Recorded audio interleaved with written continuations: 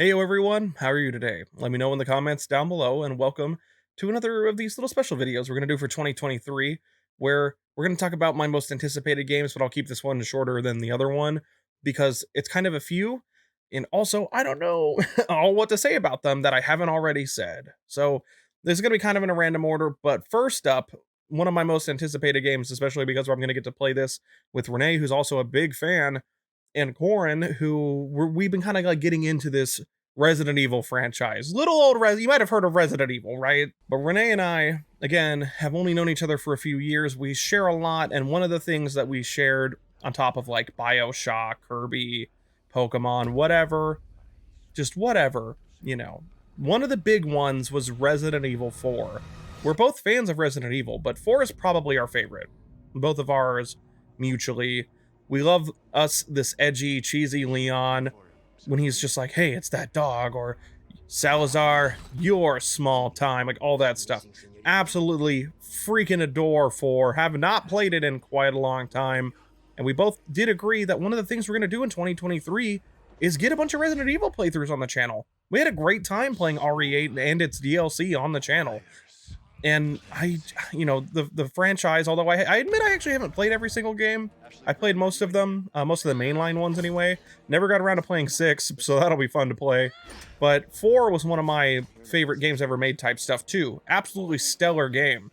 Great survival, technically more of a survival action horror, but they seem to be kind of emphasizing the horror side of stuff in 4 Remake while seemingly keeping quite a lot of the game. So we're both really, really excited for Resident Evil 4 Remake, especially because it's being made by the team that made RE2 Remake, and nothing against the ones that made 3, but there were definitely decisions made for 3 Remake that kind of hurt it.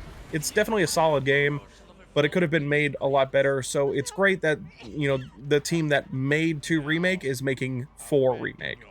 We're really excited. I mean, you can tell by looking at what's on screen. Stuff looks amazing. RE engine is one of my favorite, if not my favorite engine ever made. I love the RE engine. So it being improved further is fantastic. We really cannot wait. We're really excited, especially because Corin's never played 4. Next up on my most anticipated games is kind of a weird one. It's Dead Island 2. And Dead Island 1 is not a great game. It's not, it's rough around the edges. It's a little funky and finicky. But man, I had so much fun playing the first game with my brother. And honestly, him and I have said this. That's also really cool. Actually, I don't think I've seen this gameplay trailer yet, or if I did, I forgot about that. I just like the little logo thing they did. But my brother and I kind of have a soft spot for zombies. We played Dead Island a lot, like hundreds of hours into the original, at least several dozen into Riptide, and then hundreds into Dead Island. I'm sorry, not Dead Island, Dying Light 1. I believe neither of us have had a chance to play 2, and I really want to, but this is really big for 2023 for us because we're gonna get to play this with full on 4-player co-op with my partner and our friend Renee. And the characters all look like stuff that we really like. The gameplay looks Dead Island, but just much better. So we're really excited for that. Make weird builds, experience the visceral nature of these these absolutely weird things you can do with the weapons and stuff. But I don't know too much about the game, and I kind of want to keep it that way because I do love the first game, but I'm not going to sit here and tell you it was amazing. It was kind of like a 7, maybe a 6, because it came out pretty rough. But from what I have seen, 2 just looks better. 2 does look a lot better. I don't know if it's even going to be as good as like Dying Light 1, but it's just a simple, essentially a first-person beat-em-up RPG arcade action adventure game, right? And it's just goofy, and I'm really excited to play that with David, with Renee, and Corin. You've all seen them all on the channel, so this is definitely, and we're probably going to be streaming this as long as I can get everything to work just right with us all playing online at the same time. So big one for me on a very personal level. Even if the game is not like 10 out of 10 stellar, so moving, so powerful, doesn't have to be.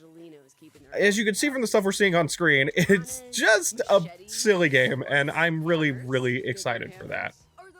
Next up is one that is really, really important to me, because I'm a pretty big Final Fantasy fan. I never played all of them. I played a lot of them, and I was trying to rectify having not played stuff like 9 and 10 and 6, slowly but surely. But anyone who's been around on the channel knows I'm a huge Devil May Cry fan. I love Devil May Cry, and the fact that they got the combat director to help make the combat for this game is nothing but a dream come true. And then on top of that dream come true, we're also literally getting a character that essentially merges, fuses, utilizes, summons, icons, idolins, whatever, into himself to sort of like do this crazy shit. Like, I don't even know how. And summons are my favorite thing, and we're gonna get crazy kaiju boss fights.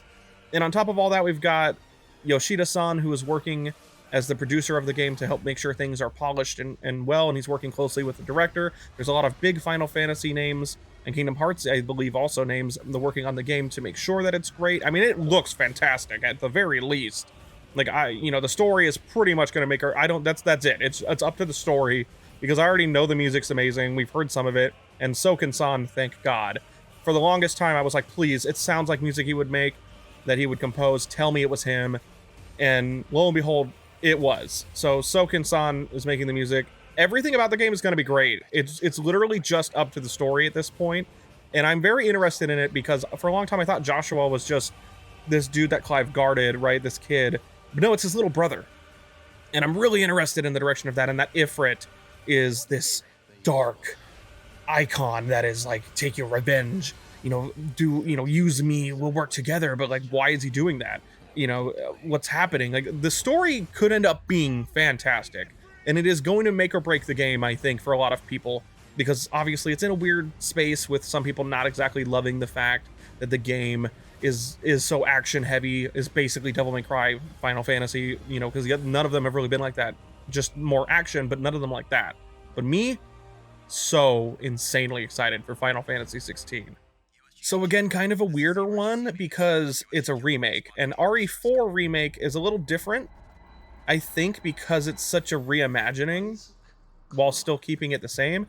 Whereas Dead Space remake is largely, there's gonna be updates. Isaac talks a bit more because I'm sorry, not even a bit more. He never talked in the first game, but he will react to certain things accordingly. So this is gonna be very seemingly almost one-to-one. In probably the safest way possible, sans a few things like floating around in Zero-G. However, Dead Space is my favorite horror game ever made. The fact that I don't have a playthrough of the actual original game on the channel is a problem, and I probably should fix that. Hopefully before, because that's one of the things I wanted to do in 2023, before this, because I think that would be great.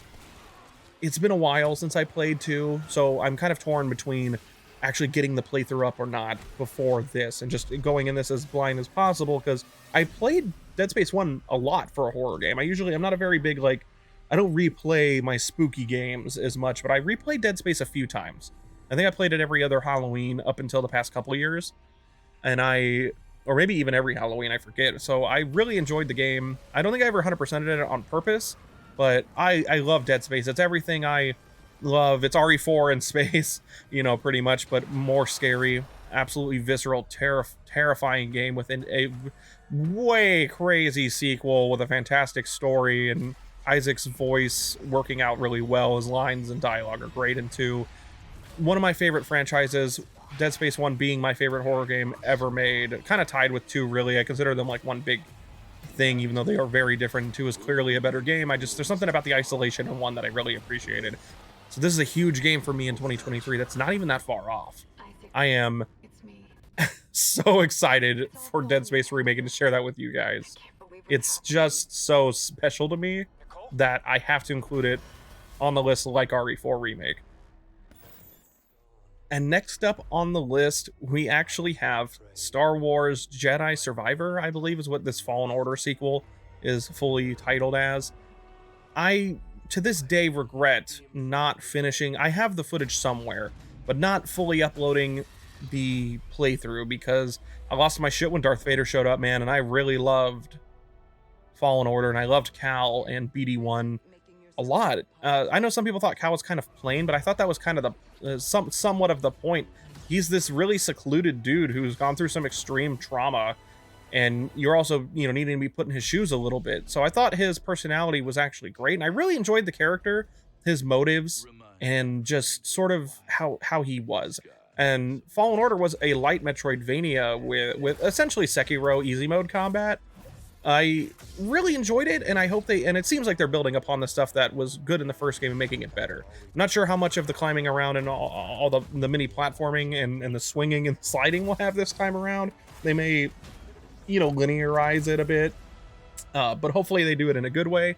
But Jedi Fallen Order was one of my favorite Star Wars games. I thoroughly enjoyed it, and it ends on an extremely strong note. But there was the whole getting to go to Dathomir and meeting one of the sisters that was just wow, what the stuff you only really ever saw in possibly comics. I never really read many of the comics and stuff like that, but in the Clone Wars, introduced me. I think they were called the Night Sisters specifically.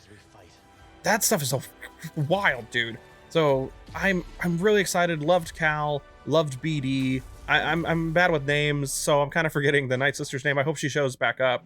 But I really enjoyed the cast, the world, the story, the combat, the progression, the music. Everything was awesome to me. Not perfect, but it was very good. So Jedi Survivor is a huge one for me in 2023 as well. Some of you might know that I am a huge Insomniac Games fan.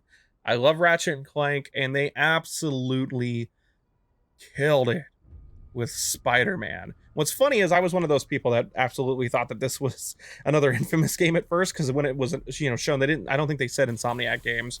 This happened, and everybody was like, "Oh shit, is it Cole? Is it Infamous stuff again?" But then it ended up very quickly. It was like, no, it's Spider-Man. Spider-Man 1 was one of my favorite games of 2018. Spider-Man's my favorite superhero, one of my favorite characters ever made. So I don't know what they're going to do with Spider-Man 2. They have been keeping their lips sealed, but I'm very, very, very excited. I can't say much because, we haven't seen much. Some of this looks like it could possibly be dynamic gameplay. I don't think it is. It's hard to tell. But the story, this version of Peter, even this version of Miles and Miles Morales, their suits, God, I love this. I love Peter's suit so much with the white. Looks fantastic.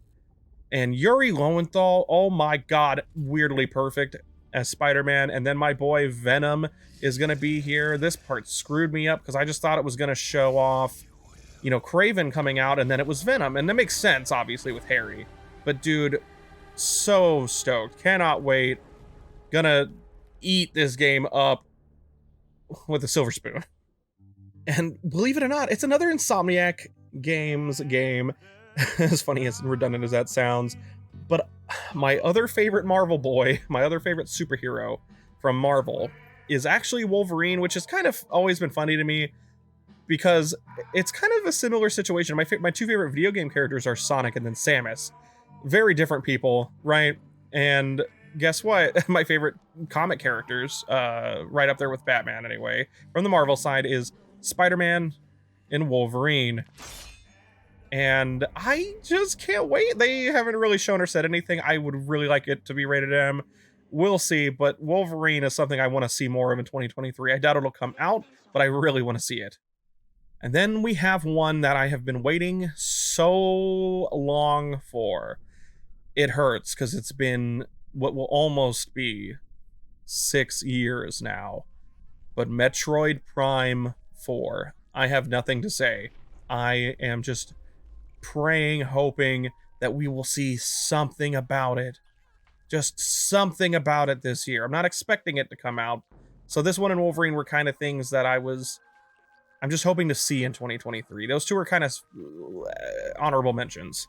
But you guys all know I'm a huge Metroid fan. It's one of the best, Metroid Dread specifically, is one of the best playthroughs I've had on the channel. So many people sharing things, subscribing, talking about it, making fun of me for forgetting what I could have done at the very end of the game. But I had an awesome time with Dread, and I'd waited so long for that it finally motivated me to actually sit down and beat Prime. Though, again, I apologize. I lost the footage for some of the stuff that happened with like the Omega Pirate and the Phazon suit of Metroid Prime 1. So I never played 2 or 3, but I'm going to get around to it very soon and hopefully finish 1. But it's a very hard hurdle for me to get past is this.